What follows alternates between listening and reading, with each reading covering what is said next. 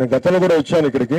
రామలమ్మ గారు నేను మాట్లాడతా మాకు రోడ్లు వచ్చినాయి కానీ ఆవిడ అడిగింది అసలు మీరు నిలబడి ఉన్నామా, మేము అందరూ చూడాలి కదా. మేము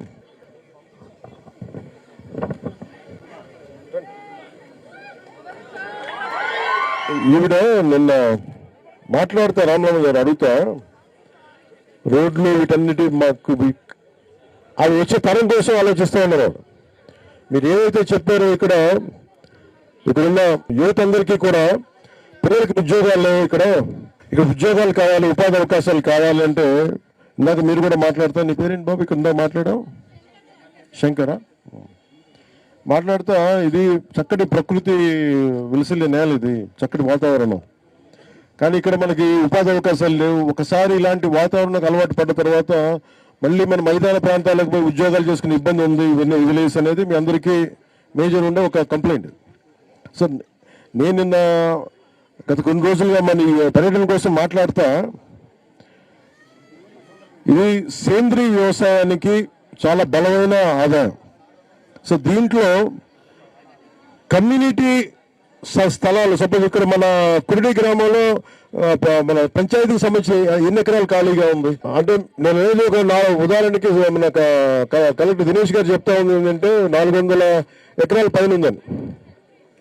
ఇది కమ్యూనిటీ సొత్తు, ఇది పంచాయతీ. దీని కనుక యువత మీరు కమ్యూనిటీ పరంగా ఎవరెవరి మన జాతి అంటే ఎవరెవరి మీకున్న తెగలను బట్టి మాకు ఇక్కడ 40% ఎక్కువ మంది ఉంటే శాతాన్ని బట్టి ఏ తెగ ఎక్కువ ఉందో దానికి తగ్గట్టుగా మీరు ఆ యువత ముందుకు వచ్చి నేను కలెక్టర్ గారితో కూడా ఏం ఎక్స్ప్లోర్ చేయమని చెప్తున్నానంటే అసలు అరకు మన ఈ ఔషధ మొక్కలు వేసేది 400 ఎకరాలు ఉంటే దీంట్లో ఎంతవరకు మనం దీన్ని ఉమ్మడిగా వ్యవసాయం చేయొచ్చు, సేంద్రీయ వ్యవసాయం.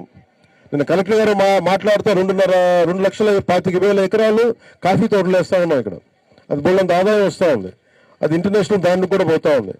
కరెక్ట్గా నిన్న మన ముఖ్యమంత్రి గారి కాన్ఫరెన్స్ లో కూడా మాట్లాడితే 1,00,000 ఎకరాలు అదనంగా దీన్ని చేయగలం. దీని మీద చేస్తే మన పోడు భూములు కానీ జిరాయితీ భూములు కానీ పోడు పట్టాలు కానీ జిరాయితీ పట్టాలు కానీ ఉన్నాయి, గుర్తించారని. సో దీనివల్ల ఏం జరుగుద్ది అంటే మీరు కనుక పని చెయ్యాలి అని అనుకుంటే మటుకు ఖచ్చితంగా దీనికి ఒక ఆదాయం వచ్చే మార్గాలు ఉన్నాయి, ఉపాధి వచ్చే మార్గాలు ఉన్నాయి. మనం ఈరోజు కూడా ప్రభుత్వం కష్టం ఏంటంటే మనం పని చేయకుండా డబ్బులు రావాలి అంటే డబ్బులు రావు. నాలాంటి పని చేస్తేనే డబ్బులు వస్తాయి. పని చేయకుండా మనం కూర్చోబెట్టి ఒక్కటి చాలా స్పష్టంగా ఉంది. గౌరవ ముఖ్యమంత్రి నారా చంద్రబాబు నాయుడు గారి నాయకత్వంలో కుటుంబ ప్రభుత్వం పని కల్పించడానికి సంసిద్ధంగా ఉన్నాం, ఉపాధి కల్పించడానికి సంసిద్ధంగా ఉన్నాం. అలాగే ఎలాగ మనం ఉపాధి కల్పించవచ్చు అంటే మీ అందరికీ